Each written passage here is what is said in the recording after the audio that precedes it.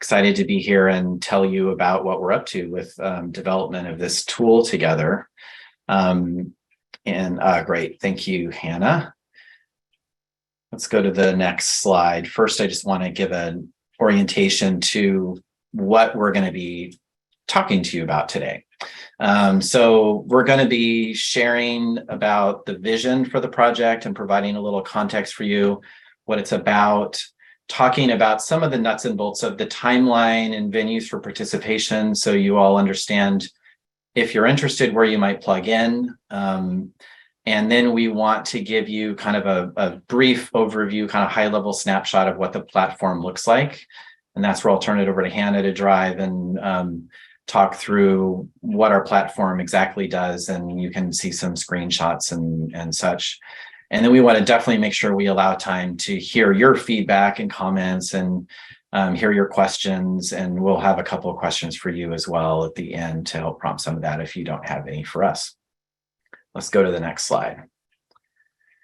So first, before we dive into the details, just want to take a couple of minutes to talk about the overall vision for the Groundwater Accounting Platform and the impetus behind all of this work. Ultimately, it boils down to the vision for the project really providing local agencies with high quality data and open source tools that are necessary to help them better manage water resources during drought and support them in transitioning to long-term groundwater sustainability under SGMA. EDF started this several years ago with Rosedale Rio Bravo, and Tara noted, and we're very excited to now have not only philanthropic support for this, but also really important public support, financial support from the Bureau of Reclamation and the state, and have partnership with the Department of Water Resources and the State Water Resources Control Board, and with the consortium in an important role partnering and leading this in California. We see this as a great opportunity to advance work that's already underway and ensure that it's useful not only to landowners and water managers and GSAs, but also to the state at large. So part of the vision is that this is something that can grow and be used and be an authoritative source across the state as we're implementing SGMA. Let's go to the next slide. So I mentioned open source. That was sort of dropped into what I was just saying in the vision. It's such an important part of the vision. We thought we should pause for a moment and talk a little bit about why that matters and what it means. The platform was developed from the very beginning and is still using open source code.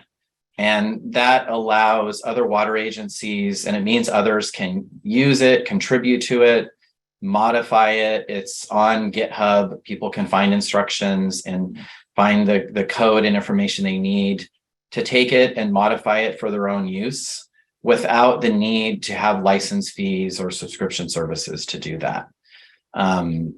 That's important, we think, for scalability, and it helps make the tool more cost effective as more folks come on and use the tool. It also helps with other things like integration within and across basins and things like that that we'll be talking about later. Open source does not mean it's all like wild, wild west open to everybody. There's definitely security and privacy matters that are taken very seriously and considered and taken care of through the platform. It's just really how the code is handled and making it more free and available for folks to find and use on their own. And part of the vision too is that as folks make improvement to it, we hope they keep that also open source and put that out there for the community to continue to learn from and benefit from in other places. Let's go to the next slide. Okay. So we've got a couple of main objectives that we wanted to talk through with you for this project. One is probably pretty obvious, which is platform scaling, really with the support from the state and then the funding from DWR. This allows us to leverage work that's already been done and bring in different complications and opportunities in different regions and make the tool, like add refinements and functionalities to the tool so that it can be more broadly usable and applicable in more places across the state. And so scaling and making this a tool that's usable in many different places is an important part of the project. Also, we are interested in co-developing common groundwater data reporting formats. And this is really important so that you can have more consistency and so that data can talk to each other more. And that's something that we will be working very closely with DWR on and ensuring that that's closely tied to the work that they're doing under AB 1755 implementation related to data standards. Let's go to the next slide. So why now and why is this important? So this is really kind of the meat of why we're excited to come and talk to you today.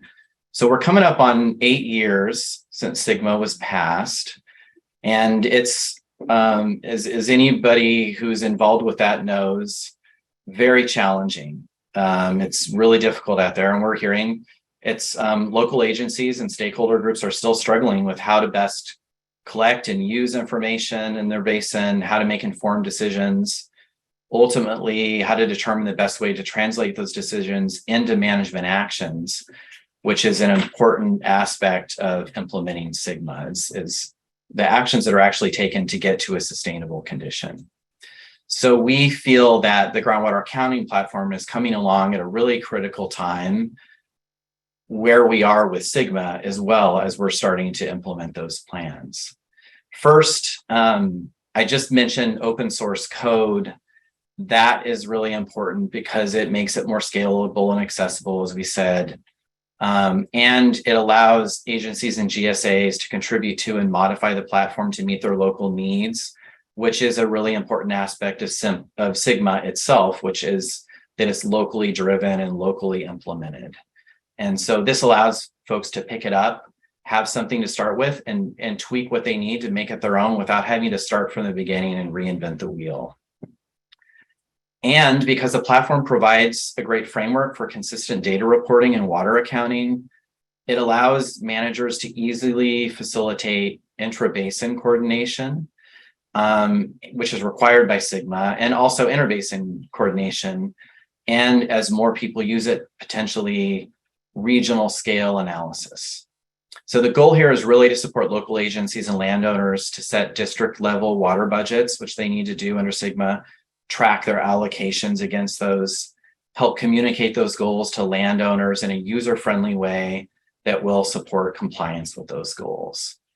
We're really excited to hear from you today and learn from you. I mean, there's a lot of folks here that came from the LunchMAR side of things, and so it allows us to get feedback in sort of a targeted way in a larger venue. I think I mentioned the public support already, but I failed to mention that there was a press release that the state recently put out. I'm thinking maybe somebody could drop that into the chat for the folks here to go find. And that was expressing excitement for the contracts that were just executed with the state that sort of kicks things off. There was also a recent blog post that Tara did with Stephen Springhorn that I think it would be nice to drop into the chat. Thank you, Tara. So just so you can get a flavor of what's out there now and the communications that are happening and why this is important, I really wanted to plug that podcast. It's really great. Let's go to the next slide.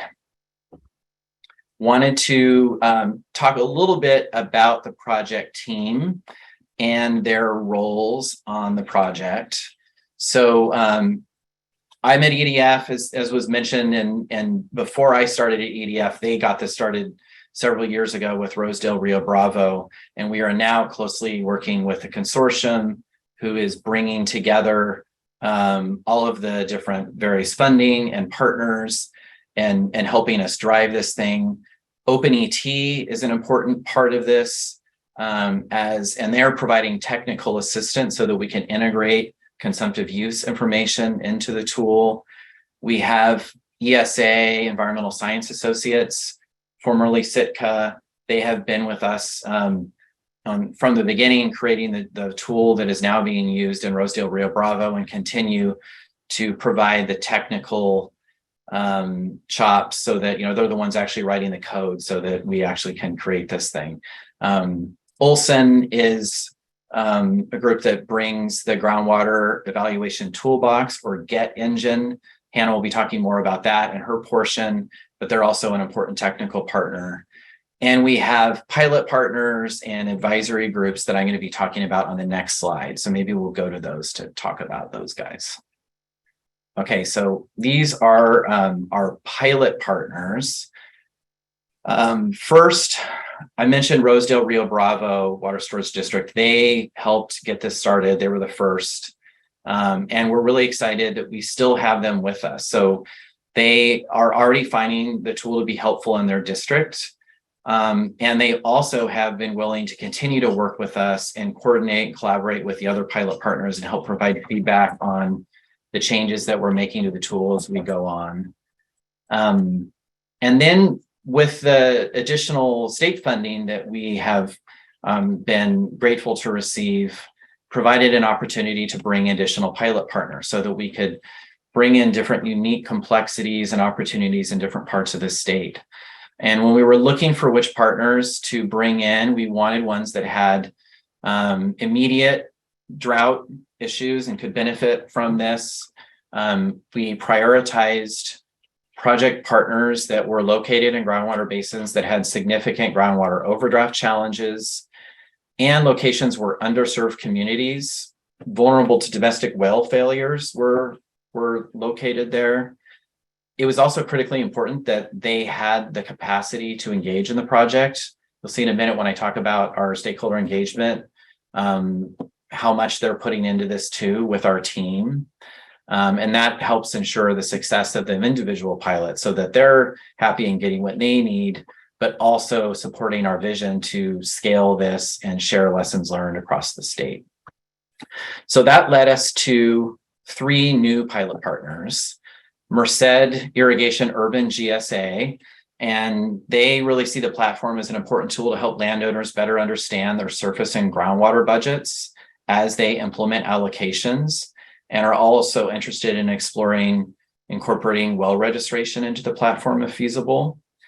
And Pajaro Valley Water Management Agency, and they are really interested in using the platform and the new GET integration scenario planning to improve the knowledge of their water use by parcel and identify conservation opportunities in their basin.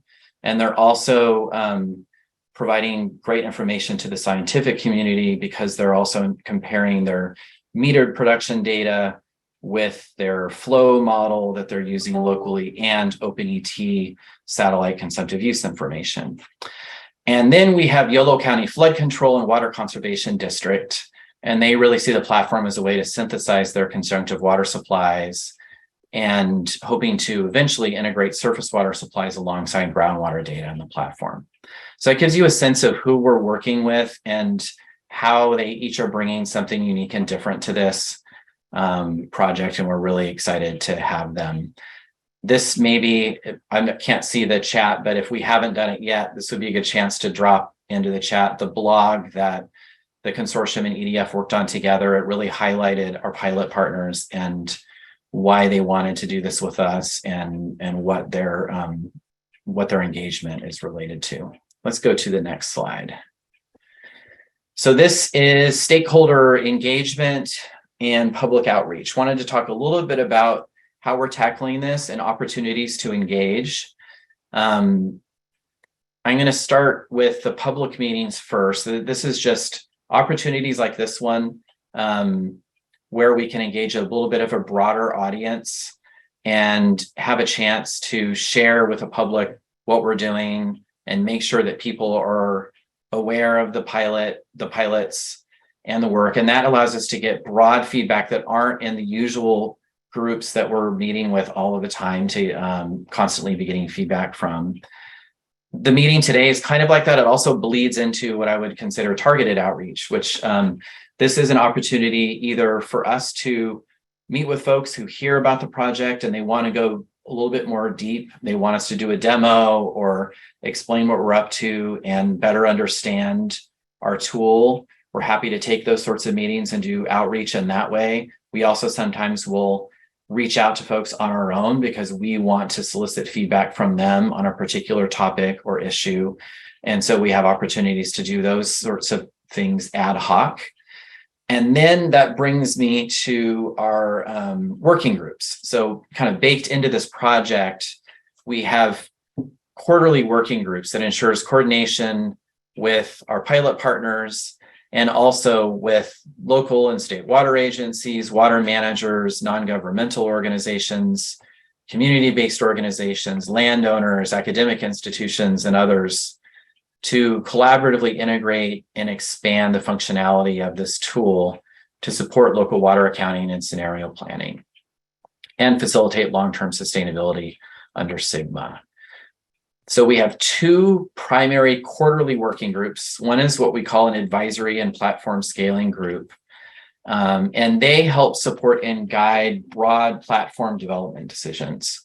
And so that also that involves platform development and functionality and scenario planning and those sorts of things, and gives us a chance to check in with them very regularly and hear their feedback and advice along the way. And then we also have a technical working group that also meets quarterly, and that supports technical decisions related to the platform development and data integration and other technical questions. Our team also meets weekly, and we have monthly meetings with our pilot partners. So more regularly than the quarter meetings, the pilot partners participate in the other meetings as well, but we want to be meeting with them very regularly along the way to incorporate their feedback as we're adding functionalities for them and for others across the state. Please reach out to us. At the end of this, we'll have contact information for Hannah and me. We'll be doing kind of a high-level overview today, but we also have the ability to go much deeper and bring in our technical team and so forth to give a more deep demo if that's of interest to any of you. Let's go to the next slide. I think I'm going to be passing to you here soon, Hannah. This is the last one for me. Apologies for my clock in the background and my dog jumping on and off the bed. Okay, so I want to just end my section on the timeline a little bit and kind of where we are with the project. There's three main phases to the project. It's important to note that we've been at this for a while, but we also, it kind of feels like in a way we're just getting started because we've executed the contracts for the state, and that's really big for this. But we are in the middle of phase two. And so the three main phases, phase one was about expanding platform accessibility and functionality, and that is complete. That was really, I would say, setting the stage for the work that we're doing now with a pilot partner. So this is things like developing the technical infrastructure to support the scaling of the platform, developing the technical infrastructure to support the scenario planning, working with the pilot partners to understand the needs and local conditions and data sets that they had available, and to get things ready to be able to integrate statewide data sets, including groundwater elevations, those sorts of things. Phase two is where we're currently at, and that will extend through the end, towards the end of this year, I think. That's continuing to work with state and local agencies and stakeholder groups to first continue tailoring the platform to meet local needs. Very focused on building platform functionalities that are likely to meet the greatest needs across GSAs, continuing to integrate data sets from our different pilot basins, and tackling challenges along the way so that we can make this a tool that's usable and flexible and adaptable in other places. Also developing workflows to facilitate local data integration. Towards the end of this phase is the scenario planning functionality, and we're actually starting to embark on that with Olson, and I'll let Hannah get into that a little bit more when she talks in a moment. The next phase after this one will start probably towards the end of this year, early next year, and that is the ongoing integration of hydrologic models to continue to support the scenario planning, and also starting to do things like supporting water trading. We have a current water trading module, but that's not our focus right now because we're really focused on the accounting and the building blocks that make other management actions and trading and other sorts of modules work. But we anticipate beginning that in phase 3. I think with that, Hannah, I think I pass to you. Yeah, thanks everyone. Thanks, Mike. So Mike and Tara kind of briefly touched on this, but I wanted to start with some background on the platform because I know some of you are familiar with it and some aren't. And so just want to kind of start with the work that's been done to date to provide kind of a jumping off point before we get into a brief demo. And so the platform was originally developed starting in 2018 by EDF and Rosedale Rio Bravo Water Storage District, as Tara mentioned. And Rosedale was really especially interested in a tool like this because they're a large agency. They're located in the San Joaquin Valley in Kern County.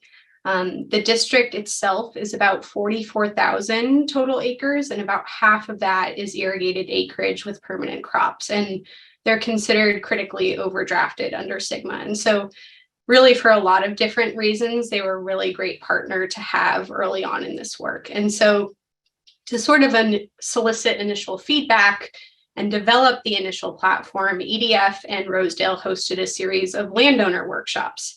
And there it became really clear that the landowners wanted something not only really effective, but really straightforward and user-friendly. And so we've tried to really keep this in mind as we work to expand the platform to our new regions with our new pilots. And so overall, I would say the platform in Rosedale has really been a huge success. Rosedale continues to use the platform and has been doing so for a little over a year now. They've tracked about 120,000 acre feet of water use in their first year on the platform.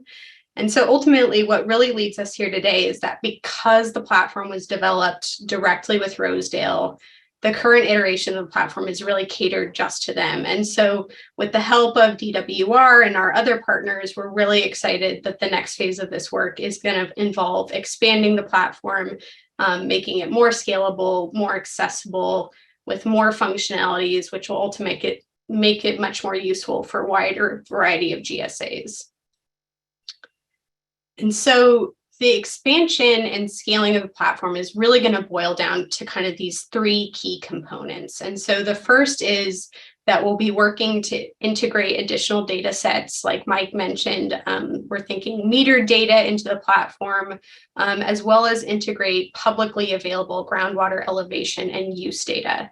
And so the platform currently runs using water usage data from OpenET, but including additional data sets alongside OpenET, like meter data, is really going to help kind of improve scenario planning down the line for our users, and ultimately will help to ensure that this accounting tool is useful to a broad range of districts and GSAs, and then flexible to their specific geographies. And so the meter data or other data integrated into the platform really does not need to be open source, and often won't be open source. But because the Groundwater Accounting Platform and OpenET are open source, we're really kind of able to build up a framework that is ready to go for most users, and then adaptable for regions that might want to use their own meter data in their analysis. And so we're going to be working to expand these platform functionalities to include decision support tools, which will ultimately tie into the expansion of the scenario planning and then the visualization functionalities on the platform. And so to support these components of the process, we're working with Olson, who Mike mentioned earlier. They're an engineering firm based in Nebraska, and we're integrating their groundwater evaluation toolbox, or known as GET. And so GET is a really cool cloud-based visualization tool that uses groundwater flow models to enable water managers to kind of run and evaluate the effects of management scenarios like pumping or recharge in near real time, and then visualize those impacts. And so currently GET uses ModFlow, but as part of our scope of work with DWR, we're currently working to integrate IWFM into GET. And so this means that users are really going to be able to calculate water levels and budgets using ModFlow or IWFM, with distinct model pipelines, and then run these groundwater management scenarios to evaluate projected hydrological outcomes before they need to take specific management actions. And so each of these elements from the scope of work is really going to build on one another. And so some features and functionalities are kind of going to be prioritized as they'll help to make up the foundation of future expansion of the platform. But we're really working closely with our pilot partners, as Mike mentioned, to kind of identify which features are most critical to them as we prioritize. And so without further ado, we kind of wanted to give you a brief snapshot and a demo of the platform. So this is a demo site that we've developed using anonymized data. Obviously, our pilots have dashboards with private landowner information, so that's why you see the EDF logo at the top here. We're currently working to update the platform with our new pilots, and so the look and feel of this will change as we sort of build on and expand the existing functionalities. But I wanted to walk us through the two sort of primary user interfaces on the platform, so the manager dashboard or the owner and landowner dashboard. And so primarily the main differences between those dashboards are about data access and management geography. So if I log in as a manager, I'm able to invite landowners in my GSA and then visualize data across the geography that I oversee. So I could bill customers for water, I could monitor and report groundwater use, I could potentially evaluate hydrologic impacts of groundwater pumping, I could facilitate the transfer of allocations even at the request of one of my landowners. Whereas if I'm a landowner or an owner, on the other hand, I will only be able to visualize data for the geographies that I own. So I might own land in multiple GSAs, and the platform would actually allow me to toggle between those GSAs or those geographies under one login instance, and then manage each area that I own under this one platform. And so I could view and manage my water budget, I could track water use over time, I could track water use by parcel. As Mike mentioned, I could potentially eventually post offers to buy and sell water and then track market metrics. And so with all that said, Mike kind of got at this earlier, but we like to make it really clear that we take data privacy super seriously. And so the landowners and managers will only have data access that's appropriate to their ownership and their geography. And so it's really not possible to see data that you shouldn't be seeing or that isn't yours. And so I've just logged in as a manager at the last screenshot that I showed you. And so this is the dashboard that comes up. Again, the look and feel of this is going to change slightly, but the functionalities are still in place. It looks pretty similar to a checking account, as you'll notice, but I'm able to toggle between years here. I'm able to get an overview of my district's supply and usage for that year, and then get a more detailed breakdown of some district-wide statistics. And then if I scroll down on that page, I get this account usage report, which gives me a ledger of the landowners in my district and their associated total supply. I can see a bit more information associated with them, like that native yield. And then, as Mike mentioned, trade activity is not currently being built out under this phase of work, but we like to include it here in the demo site as it is a module that we can build out. And so if I navigate to the geographic view as a manager, the parcel view, I'm able to get this district-wide map of all the parcels in my district. And so I can click on any one of these parcels to get more information about that parcel specifically. And so I'm able to see how large the area is, the APN number, and then who owns that land specifically. And if I click on the landowner name, I'm able to get a better overview of that landowner specifically and see how their usage is tracking by year, their total supply, and then just more details associated with that landowner. And so if I had logged in as a landowner on that first page that I showed you, this is what I would see on my dashboard. So kind of similar to the manager dashboard, but I'm only seeing data associated with the parcel that I own. So I'm not seeing district-wide information here. but similar tools are available to me. So I'm able to toggle between years here. I'm able to get a breakdown of my allocation and usage over that year.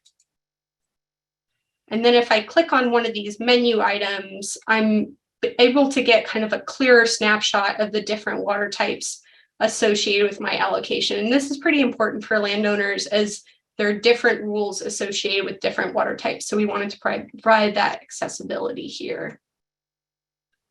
And then again, pretty similar to the manager dashboard, I'm able to navigate as a landowner to my parcel view or my geographic display. So I get a map of my parcel here, and then estimated water use provided by OpenET for that parcel in any given year. So pretty cool, basic functionalities here. And so kind of all of these foundational features are going to help better support managers and landowners as they sort of try to understand the potential benefits or pitfalls of any particular groundwater management activity they're considering. And so we mentioned GET, but by integrating GET into the platform, we're really able to kind of build out these additional scenario planning functionalities. And so an example of one of these functionalities is a scenario planning tool focused on recharge, our recharge planning activities. And so this is a screenshot of a potential recharge scenario. The map shows the location of arsenic contamination, the location of nearby communities, and then the location of domestic wells.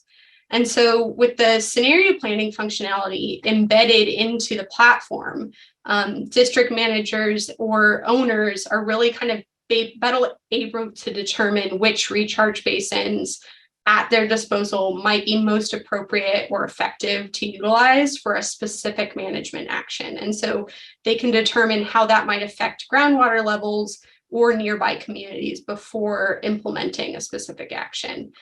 And so we're really kind of excited about this phase of work and continuing to work with our pilot partners and our advisory groups to build out functionalities like this and keep getting their input on what is most important to prioritize. And so without going into too much more detail, I just wanted to flag these resources online for you all. We have a demo platform website, which I just shared some screenshots from, a story map, and then the source code on GitHub. Again, I mentioned we're working to update all of these materials to incorporate our new pilot partners. So the look is going to change, and there's going to be some more info added to each of these, but they're a really good basis to start with. And then, of course, as Mike mentioned, if you have any other questions or want to set up a demo, we're always happy to do that.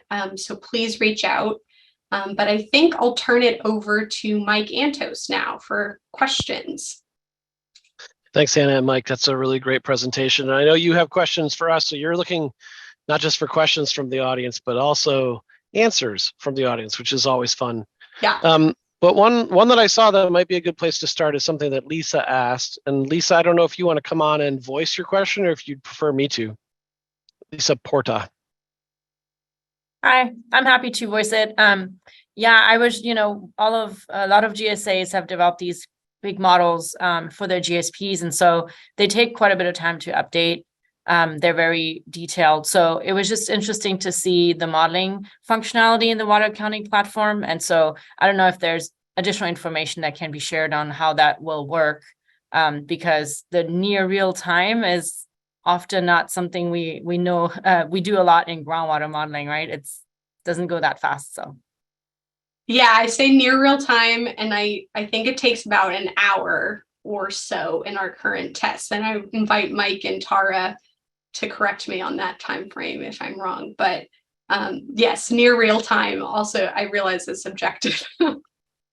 That is actually really fast. I'm talking about when you update model inputs and for scenarios, I mean, these models require tons of data to be updated. So you may not have the answer to this detailed technical question yet, but it's something that a lot of the technical community will be interested in understanding better once you include the GET functionality in there.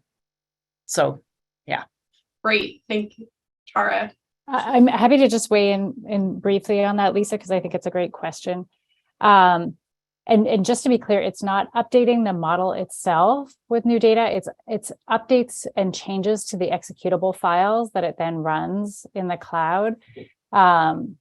Just to make that clarification, I guess. But would be happy to provide further demonstration if that would be helpful. Thanks for that clarification, Tara. Thanks.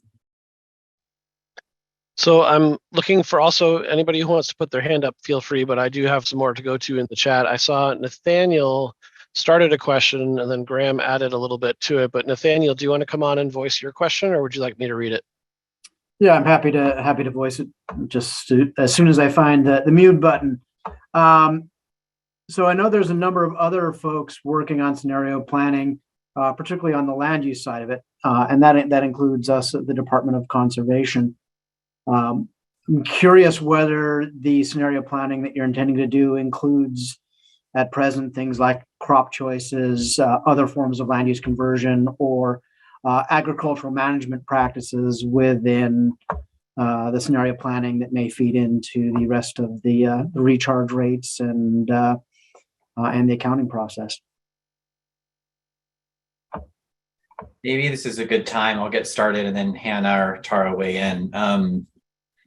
We're not looking to reinvent the wheel or elbow out of the way like pre-existing awesome tools that are scenario planning that already is happening. In fact, part of the work we're doing with each of our pilot partners is understanding what models and tools they're already using and figuring out how that might sync up with or integrate or complement the platform and vice versa. And we're having conversations with different folks in those places to figure that out. So I just wanted to say that first to answer your question is like what scenarios we actually do. It's kind of an endless list of opportunities, and we're looking to and probably have some baseline things that people can have access to within the tool, but also have the flexibility to bring in pre-existing efforts where applicable, especially as we're scaling this in California.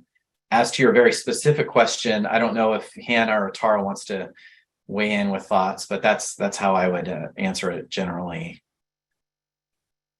Yeah, that's great, Mike. And we are not getting down to kind of the nitty-gritty of crop modeling specifically for scenario planning. But the great thing about Get is they've kind of built in these scenario planning modules with their development associated with ModFlow. And so we're working to kind of build on those resources and create new scenarios in addition to those, and then also build out those scenarios for IWFM. And so, not getting into the nitty-gritty of crops, but building out potential scenarios so that you could use them on each model. Mike, did you want me to answer Graham's follow-up question on OpenET? I think you alluded to. Yeah, I think Graham was building off of Nathaniel, but there's a number of questions here that are questions about specific elements of what will be in the future work. And to the extent to which you know any of those answers, we can jump to those. But maybe the general way to answer those questions is share again opportunities that you'll have in the future for people who want to weigh in on one little piece of what you're trying to solve, when they'll be able to help contribute to those decisions. Yeah, and so, we public meetings like this is where we want to hear about tools you all already know about that we should be aware of, that our efforts complement well. And so please feel free to flag any that you think we should know about and look into. We also really invite people to attend our quarterly meetings or these more public meetings like this to weigh in and provide advice. We like hearing from all of you as we expand the platform. And then this is also kind of where our pilots come in, because we're prioritizing what is important to them and kind of which features they are willing to be champions for, because we really want to work with them to build a tool that's useful right away in their management under Sigma. And do you have an answer for Graham, Mike, other than maybe? Yes. Oh, good. Okay. Yes, I do have an answer. And the answer is yes. OpenET is sort of what is going to be integrated and available as sort of like a base option, I guess, is the way we're envisioning it. But we also recognize folks are already using other means of measuring consumptive use and maybe have invested heavily in that. And the platform, to be scalable, really needs to be agnostic about that and be able to have the capability to do that.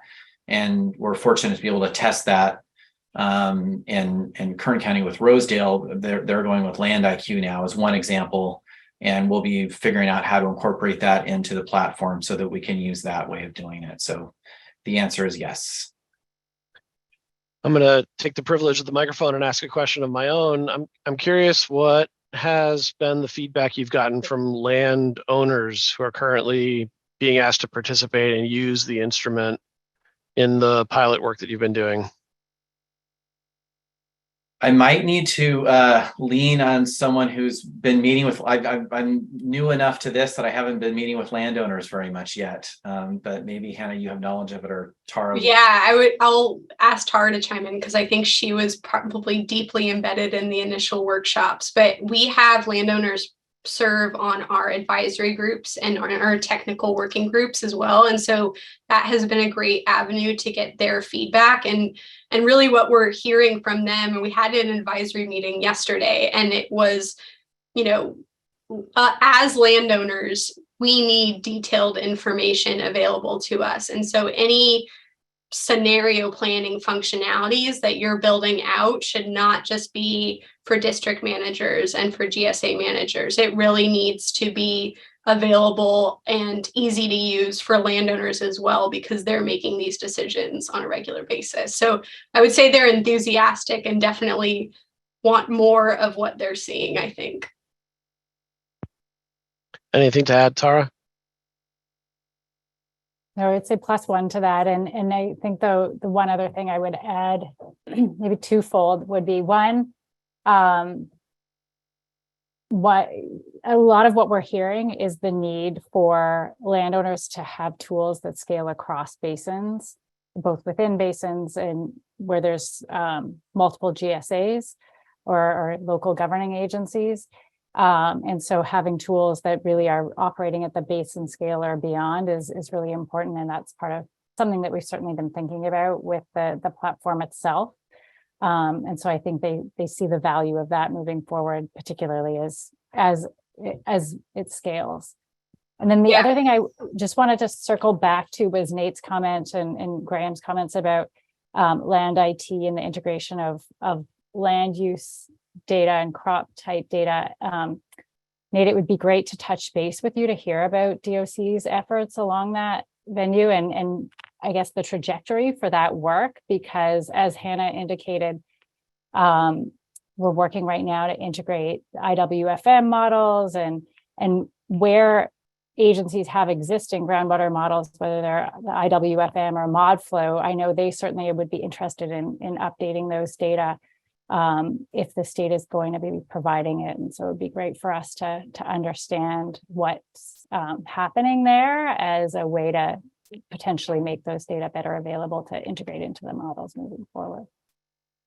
Yeah, and pivoting back to your question, Mike, I will add that, I think we've focused a lot on this next phase of development in terms of developing a very user-friendly and straightforward to use tool, which I mentioned earlier. And part of that, which Tara flagged, is landowners that are managing across GSAs didn't want to have to log in to YOLO's platform and Rosedale's platform and Pajaro's platform. They wanted to be able to go to one place, one platform where they could get familiar with the tool and manage the parcels they own in multiple GSAs, but under one tool. And so that, as we're kind of scaling the platform and building out the user interface, it's decisions like that where we're really focused on